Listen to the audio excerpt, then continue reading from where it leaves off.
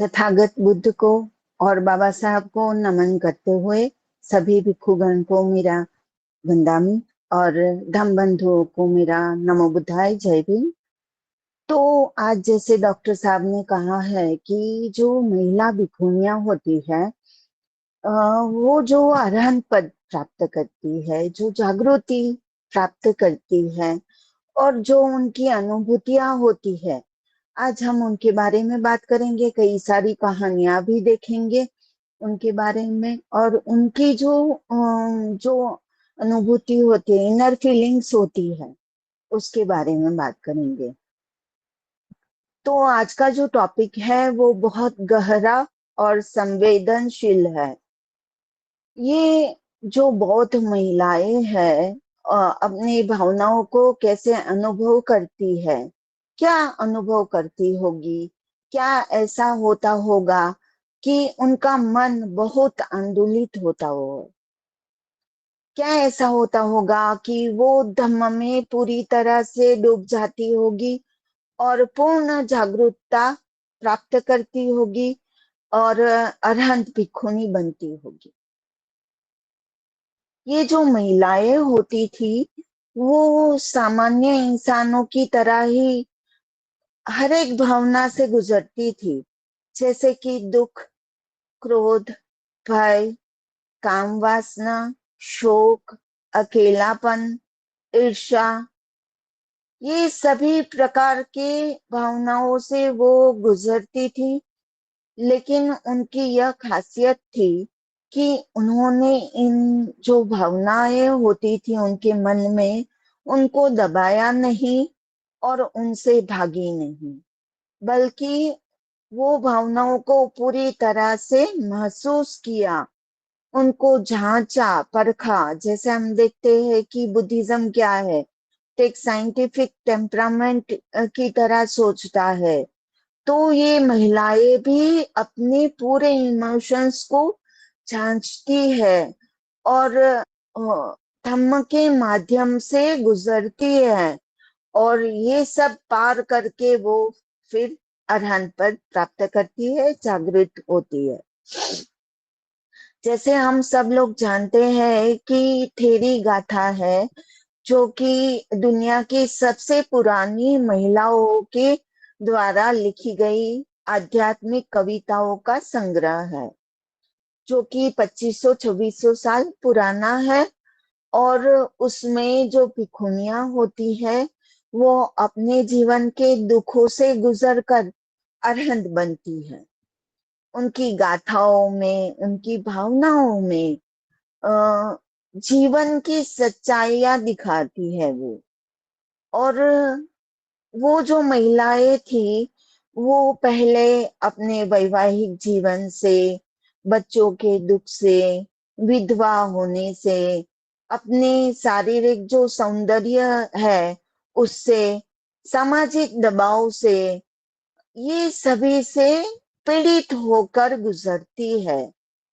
Means life के जो तबक्के हैं वो सब पार करती है, उनसे पसार होती है और फिर वे क्रोध, ईर्ष्या, काम वासना, शोक, ये सभी का सामना करती है। हम एक उदाहरण देखते हैं कि श्रावस्ती में एक महिला थी, उसका नाम था किसा गौतमी। तो वो श्रावस्ती में रहती है और उसकी शादी, वो सामान्य परिवार में से एक सुखी संपन्न परिवार में उसकी शादी होती है। फिर उसका एक बेटा होता है और जो बेटा होता है उसको वो बहुत प्यार करती है। लेकिन एक समय ऐसा आता है कि वो बीमार पड़ता है और छोटी उम्र में ही बच्चा है वो मर जाता है। तो जो बच्चा की मृत्यु होती है तो वो मान नहीं पाती है कि मेरा बेटा है वो मर गया है और वो बहुत दुखी हो जाती है। यहाँ वहां सब जगह भटकती रहती है। तो कोई उसे कहता है कि तेरे दुख का उपाय तो बुद्ध ही तेरे दुख का इलाज कर सकते हैं, आप बुद्ध के पास चले जाओ। तो किसा गौतमी है वो बुद्ध के पास जाती है। तो बुद्ध उसका दर्द पहचानते हैं, उसको बोलते हैं कि आप जाओ और एक ऐसे घर से सरसों की मुट्ठी भर दाने ले आओ, जहाँ शर्त ये है कि जहाँ पे किसी भी व्यक्ति की मृत्यु ना हुई हो, ऐसे घर से सरसों के दाने ले आओ। तो वो खुश हो जाती है कि चलो मुझे अपना उपाय तो मिल गया, ये तो बहुत आसान काम है। वो खुशी खुशी एक घर जाती है, दूसरे घर जाती है, गांव में सब जगह घूमती है, लेकिन उसे कोई भी ऐसा घर नहीं मिलता है जहां मृत्यु न आई हो। तो फिर वो समझती है कि ये तो सारे घर ऐसे ही है जहां कोई ना कोई व्यक्ति की मृत्यु हुई है। तो फिर वो वापिस बुद्ध के पास आती है और वो समझती है कि जन्म मृत्यु का चक्र सबके लिए है।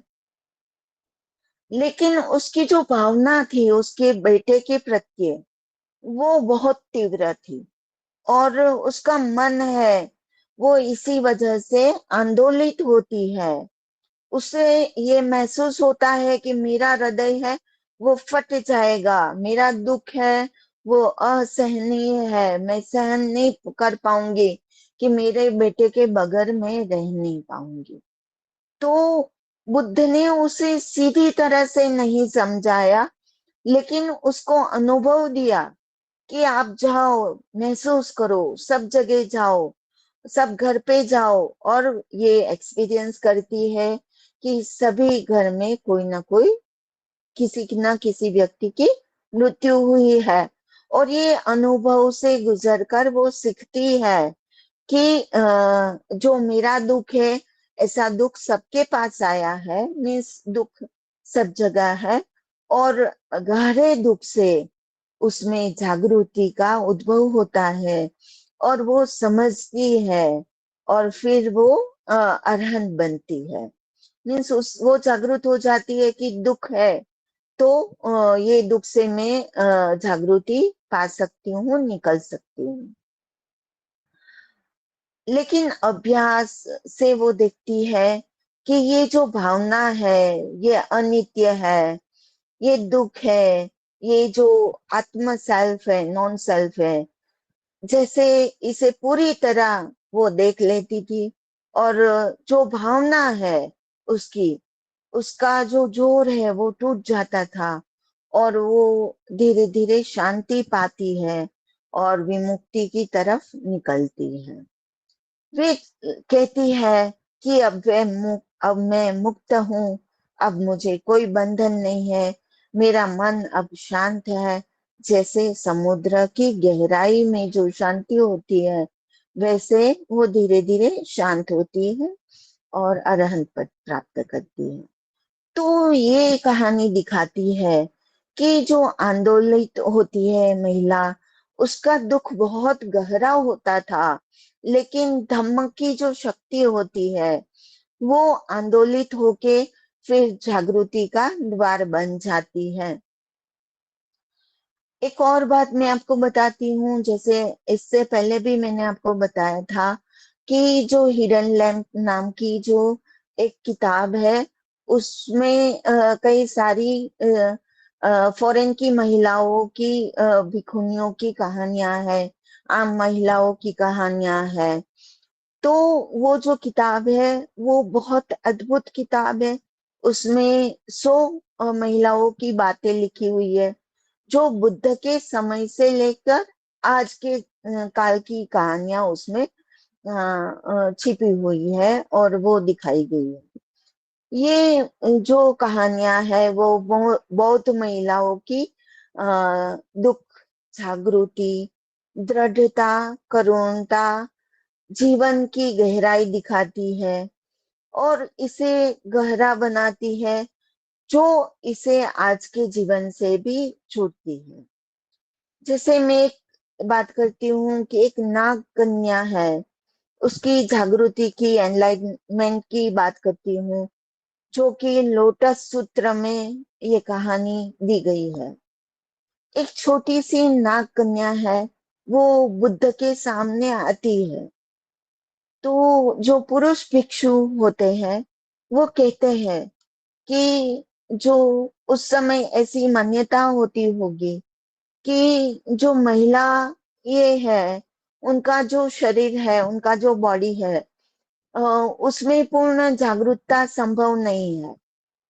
तो जो नाग कन्या है, मीन्स हम देखते हैं कि कई बार ऐसा प्रस्तुत किया जाता है कि जो नाग है उनको एक रूप के रूप में देखा जाता है, लेकिन नाग एक प्रजाति थी। तो जो नाग कन्या है वो अपना रूप बदलती है और वो पुरुष बन जाती है, और वो अरहंत पद प्राप्त करती है, जागरूक होती है, और फिर वापिस वो महिला बनती है। तो ये बात दिखाती है कि जो महिला का शरीर है, आ, वो मीन्स एक प्रकार से हम देखते हैं कि जो लिंग संबंधी भेदभाव है वो बंधन नहीं है। जागृति के लिए महिला है या पुरुष है वो बंधन नहीं है। अगर ये महिला है तो भी वो जागरूक बन सकती है। तो जो ये लिंग भेद है, ये सबसे मजबूत चुनौती है महिलाओं के लिए, कि दुख और संघर्ष के बावजूद भी महिला है वो पूर्ण बुद्ध हो सकती है। एक टिप्पणी में जो एक महिला है वो बताती है कि आज की जो महिलाएं हैं वो पुरुष से बराबरी की लड़ाई में जुटती है। मीन्स पुरुष के समकक्ष वो सब कुछ कर सकती है। तो ये बात में, ये कहानी में हमें ये दिखता है कि जो नाग कन्या है वो जो अपना रूप बदलती है, मतलब कि इससे हम ये जान सकते हैं कि उसकी जो आंतरिक ताकत है वो कैसे बन जाती है। वो पुरुष की तरह अपनी आंतरिक ताकत को बना लेती है। मीन्स ऐसा नहीं कि कुछ चमत्कार हो गया और वो पुरुष बन गई, बल्कि वो अपने आप को इतना मजबूत कर देती है कि वो पुरुष के समकक्ष बनती है और वो अपनी जागृति प्राप्त करती है।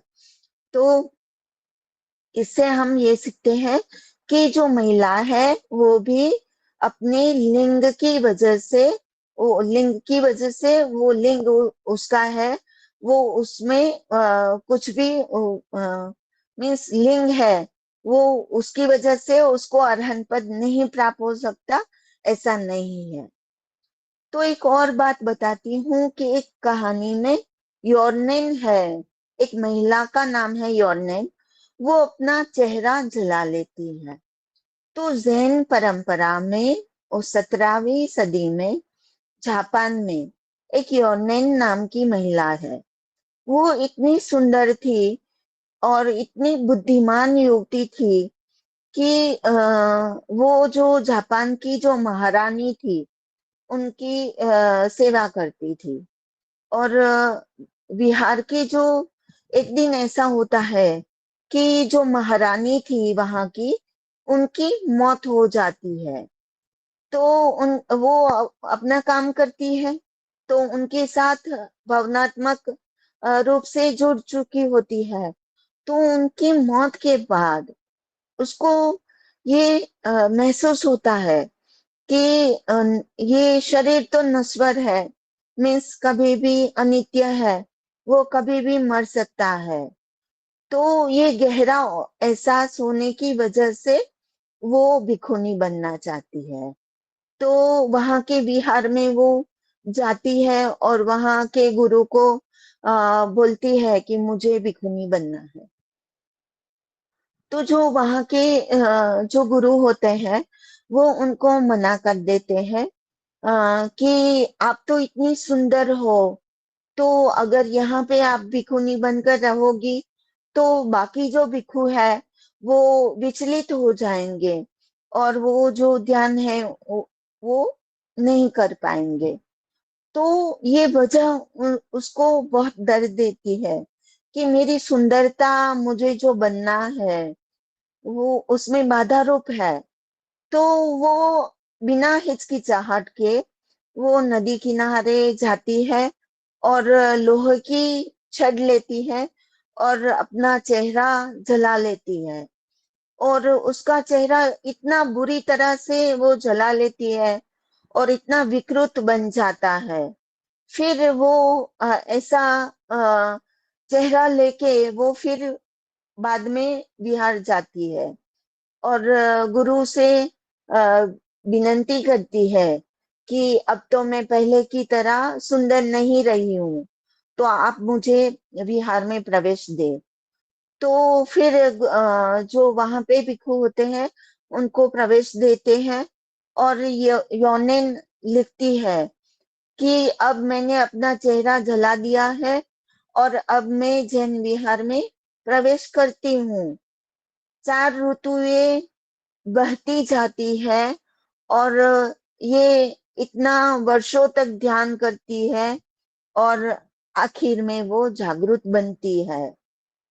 तो ये कहानी हमें दिखाती है, अ, इसमें जो भावनात्मक गहराई है वो दिखती है कि जो यौन की सुंदरता है वो उसको जो अरहन पद प्राप्त करने में, जागरूकता प्राप्त करने में वो बाधा रूप नहीं बनता है। वो अपना चेहरा जला लेती है।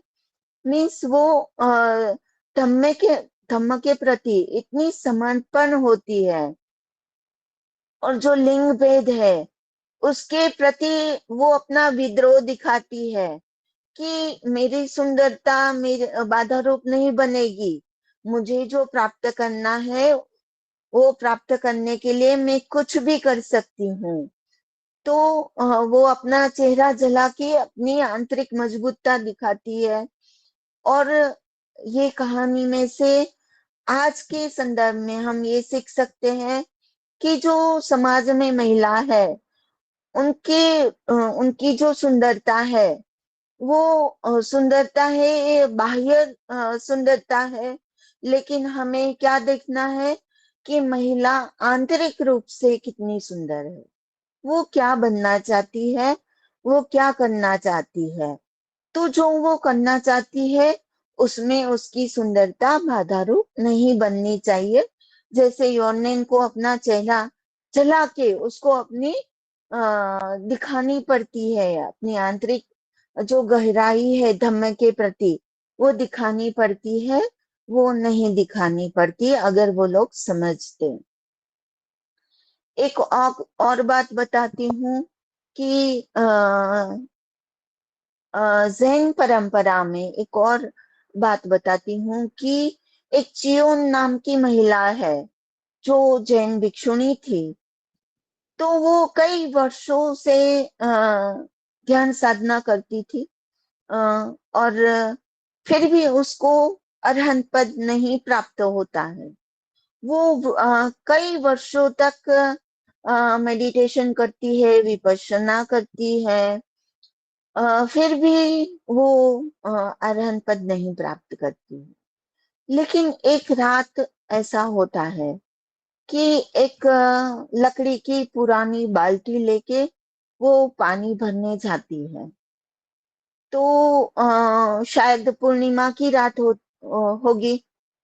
तो जब रात में वो बाल्टी लेके जाती है तो बाल्टी के पानी में जो चंद्रमा होता है उसकी प्रतिबिंब उस पानी में पड़ती है। तो वो प्रतिबिंब देखती है। तो प्रतिबिंब देखती है और उसके हाथ से बाल्टी गिर जाती है और बाल्टी टूट जाती है और सारा पानी बह जाता है। और उसी समय पानी बह जाता है।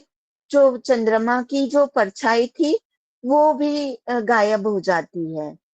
और उसी समय चियोन को यह साक्षात्कार होता है। मीन्स वो जागृत हो जाती है कि ये तो सब अनित्य है। मीन्स चंद्रमा गायब हो गया तो ये सब भी अनित्य है।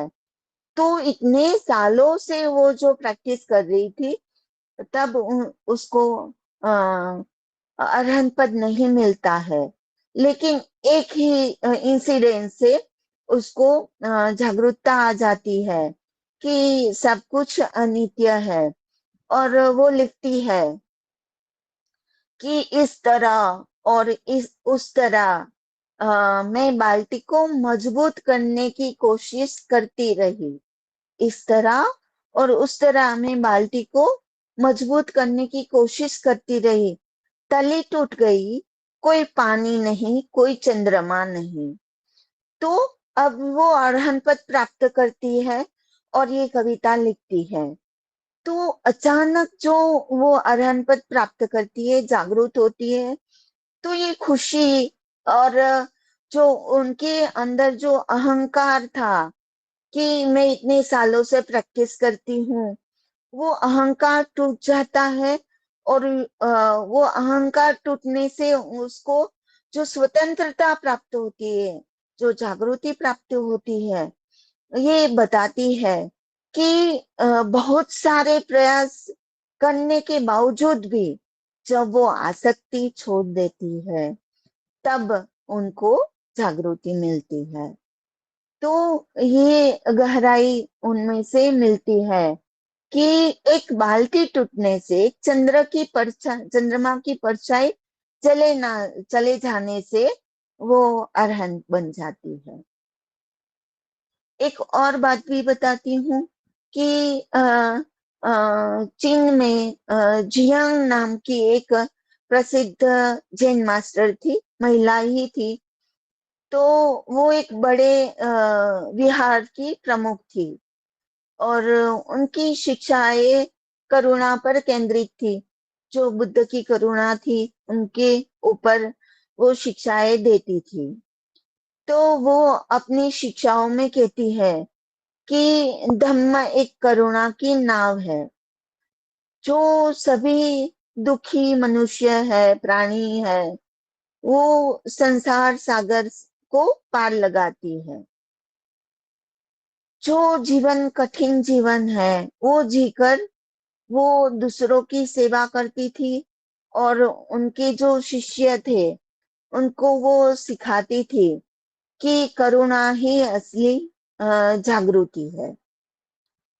तो ये जो महिला थी, जियांग नाम की महिला थी, उसमें नेतृत्व की क्षमता थी। मीन्स वो गुरु पद पे थी और वो अपने शिष्य के प्रति असीम करुणा दिखाती थी।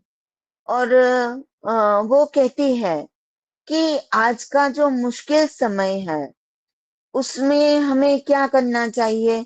तो जो दूसरे व्यक्ति है, जो उनके शिष्य है, उनके प्रति वो नाव बनना चाहती है, कि जो करुणा की नाव है वो बहाना चाहती है। और उसी तरह से वो ऐसे ही अरहंत पद प्राप्त करती है, अपने शिष्य के प्रति करुणा दिखाकर। एक और बात करती हूँ कि आ, एक जैन भिक्षुणी थी, ओहाशी नाम की, आ, जो कि एक हम देखते हैं कि एक ऐसे व्यवसाय में थी जो कि अच्छा नहीं माना जाता। जैसे वो एक अपना वेश्या का व्यवसाय करती थी।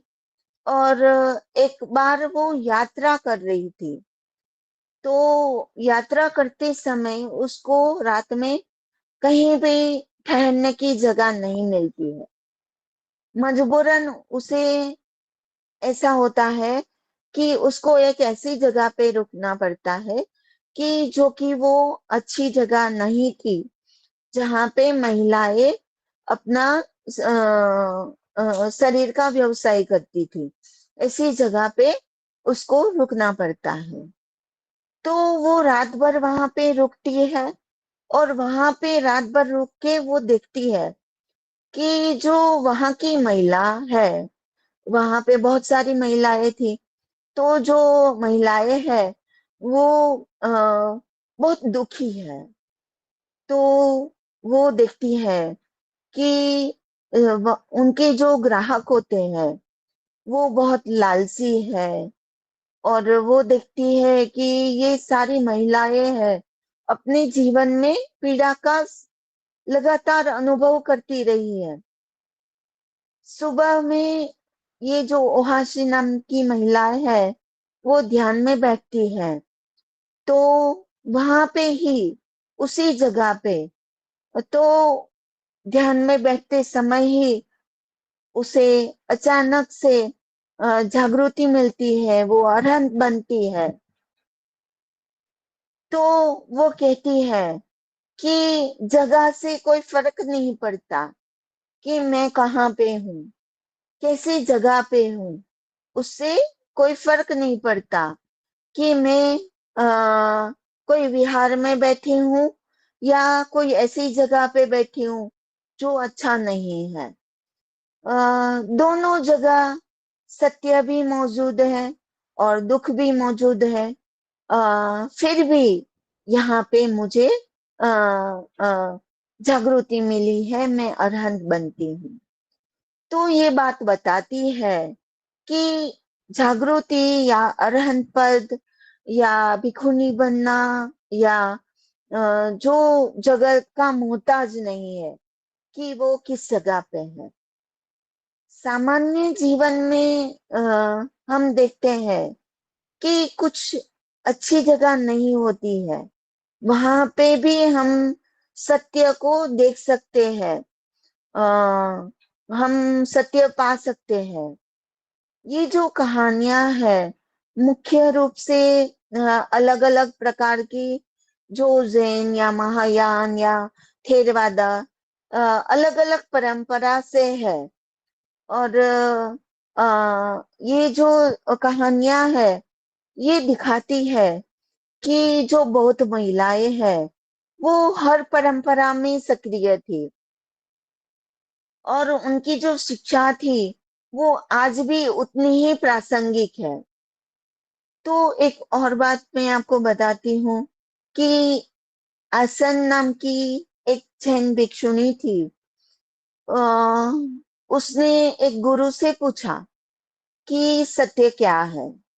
तो आ, उनके गुरु ने बताया कि उनका नाम ही आसन, मीन्स आसन यानी ओस, ओस यानी बूंद। तो वो जवाब देते हैं कि जो पानी की जो बूंदे हैं वो कैसी होती है, बहुत सुंदर होती है। जैसे हम देखते हैं कि पानी की बूंद गिरती है बारिश में तो बहुत सुंदर होती है, बहुत चमकदार होती है।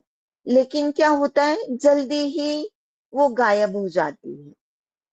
तो जो बूंद होती है वो जैसे गायब हो जाती है, उसी तरह से जो अनित्यता है, जो नश्वरता है, वो बूंद की तरह, ओस की जो बूंद होती है, जैसे हम देखते हैं कि ओस क्या होता है, जब ठंड बहुत होती है और ठंडी में हम देखते हैं कि जो ओस बनती है बाहर किसी भी जगह, तो जैसे गर्मी पड़ती है और वो गायब हो जाती है। तो वो कैसे गायब हो जाती है, उसी तरह से कोई भी चीज है वो नश्वर है, परमानेंट नहीं है। तो उसी तरह से वो बताते हैं कि जो आसन है, उनका नाम ही आसन था महिला का, तो उसकी बूंद जैसे गायब हो जाती है, उसी तरह जो जीवन है वो भी नश्वर है, कोई भी चीज है वो भी नश्वर है। मीन्स अनित्यता का जो भाव है बुद्धिज्म में वो दिखाते हैं। और वो आ, लेकिन ये एकदम छोटी लेकिन गहरी बात बताते हैं कि जीवन है वो क्षण भंगुर है, और जो सब कुछ बदलता रहता है, कुछ भी परमानेंट नहीं है, सब कुछ अनित्य है। दुख भी परमानेंट नहीं है, जो आता जाता रहता है। लेकिन जागृति में शांति मिलती है। जब हम इनलाइटेड होते हैं तो उसमें एक परमानेंस है, शांति है। तो ये बात में से हम ये सीखते हैं कि हर हर जो पल होता है, हर क्षण होता है, वो इम्पोर्टेंट है। तो खासकर दुख या खुशी के जो क्षण होते हैं, वो सभी क्षण इम्पोर्टेंट होते हैं। मीन्स इस कहानी में से हम माइंडफुलनेस की जो भी क्षण है, उसको जीवित होकर हम देखते रहते हैं। मीन्स उनको देखना होता है। अगर हम खुश है तो हम खुशी में ही उसी पल को जी ले। अगर हम दुखी है तो भी कोई बात नहीं, उस क्षण को जी ले। तो इस प्रकार से जो ये आसन की जो बात है, जो आसन जैन भिक्षुणी है, उसमें से हम ये देखते हैं कि माइंडफुलनेस से हम जीवन की जो खुशी है, जो शांति है, उसको प्राप्त कर सकते हैं। एक और बात बताती हूँ। सुजुत्सु नाम की एक जैन गृहस्थ महिला थी, जो अपनी जो गुरु होते हैं, उनकी मौत होती है तो वो रोती है। तो जो शिष्य होते हैं, तो वो उनको बताते हैं कि जो जागरूक व्यक्ति होता है, वो किसी की मौत पे रोते नहीं है। जो जागरूक व्यक्ति होते हैं, उनको दुख नहीं होता है। वो कोई भी फीलिंग्स हो, उनको एक ही तरह से देखते हैं, तो वो रोते नहीं है। तो सुजोत्सु नाम की महिला है, वो बताती है कि रोना है वो मानवीय है। मीन्स मनुष्य है तो उनको फीलिंग्स आती रहती है। मीन्स वो हंसती है, रोती है, दुख प्राप्त करती है, कोई भी भावनाएं है, उनको वो जीती है। तो बताती है कि रोना भी मानवीय है, लेकिन जो दुख है, उससे हमको चिपकना नहीं है, उससे जुड़ना नहीं है। तो ये कहानी भी हमें दिखाती है। जैसे कि पटाचारा की कहानी है या किसा गौतमी की कहानी है। आ, ये सब कहानियां हमें बताती है कि दुख या रोने से या कुछ नहीं होता है। जो फीलिंग्स है, उनको स्वीकार कर लेना चाहिए और स्वतंत्रता से उनको एक्सेप्ट करना चाहिए। जैसे जो अरहन पद प्राप्त करती है, जागरूक होती है महिलाएं, तो उनमें जो भावनाएं होती है, वो न दबाई जाती है।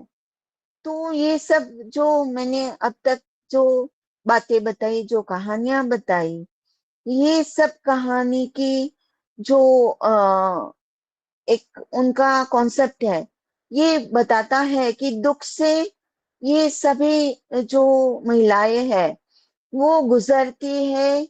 अलग अलग प्रकार की उनके जो अनुभव है, उनसे वो गुजरती है, वो यात्रा करती है ये सब में। तो उनकी जो भावनाएं हैं, वो अलग अलग प्रकार की है। जैसे वो किसी को सौंदर्य के प्रति लगाव होता है, वो कोई है भिखुनी होती है, कोई है गृहस्थ महिलाएं होती है। लेकिन जिनमें से वो पसार होती है, उसमें वो फंसती नहीं है। जो भी उनकी फीलिंग्स होती है, उनमें से वो गुजरती है, फंसती नहीं है। वो जो भावनाएं है, उन उनका इस्तेमाल करती है अपनी जागृति के लिए, अपनी अरहन पद के लिए, और उनसे पसार होती है। कोई कोई कहानी में ऐसा भी आता है कि वो अलग अलग भावना में से गुजरती है। वो उसे देखती है, उसे समझती है, उससे वो अलग अलग फीलिंग्स से गुजरती है। तो जो भावनात्मक इंटीमेसी होती है, उसको वो नॉन अटैचमेंट मीन्स उससे लगाव नहीं रखती है, और ये दिखाती है कि जो भावना से भागना नहीं है हमें, लेकिन उनको अपने जीवन में शामिल करके उनसे गुजरना है। तो ये सब जो महिलाएं हैं वो एक सत्य से अलग अलग रंगों से गुजरती हैं, और ये निष्कर्ष पे आती है कि जो उनकी जो भावनाएं हैं वो कई सदियों से अलग अलग परिस्थितियों से गुजर रही है। फिर हमें ये बताती है कि दुख चाहे कितना भी गहरा हो, कहीं पे बच्चे की मौत होती है, कहीं पे वो पति का त्याग करती है, कहीं पे उनकी जो सुंदरता है उन पे बोझ बनती है, कहीं पे लिंग भेद है, जाति भेद है, समाज का तिरस्कार है, तो वो सभी से गुजर कर वो जो एनलाइटमेंट प्राप्त करती है, तो वो ये जो भावनाएं है वो उनमें दीवार नहीं बनती है ना, तो उससे गुजरती है। जो तिरस्कार वो प्राप्त करती है तो वो उनकी जागृति का द्वार बन जाता है। वो अपनी करुणा और बुद्धि से किसी विशेष शरीर, स्थान या परंपरा तक वो सीमित नहीं रहती है। जैसे कि हमने देखा कि नाग कन्या है, या कोई वेश्या है, या कोई राजकुमारी है, या एक साधारण महिला जो गृहस्थ है, वो सब में पूर्ण मुक्ति की क्षमता से वो समान रूप से उसमें से गुजरती है।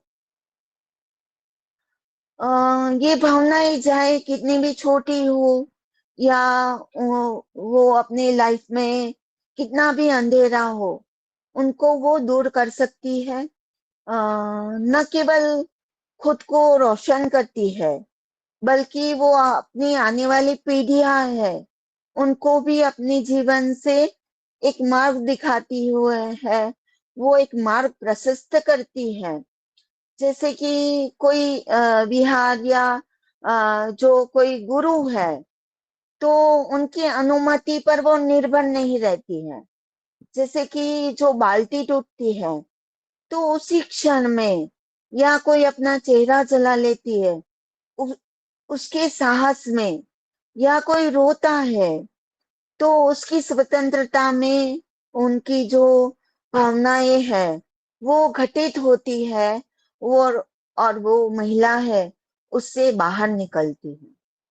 जब कोई महिला है वो दुख या भेदभाव, या जो उनकी आंतरिक जो रोशनी है उनको पहचान लेती है, और फिर उनसे वो ऊपर उठती है, वो शांत होती है, वो कोमल होती है, लेकिन फिर भी वो अटूट होती है।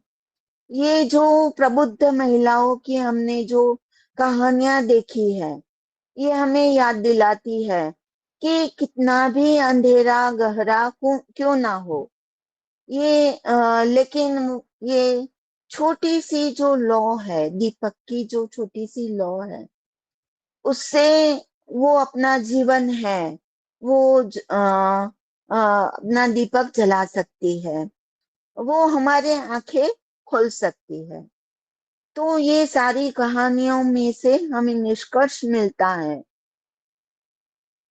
कि जो महिलाएं हैं उनका, ये सारी कहानी में से हमने देखा कि उनका जो मन होता है वो कैसे आंदोलित होता है, वो संवेदनशील है।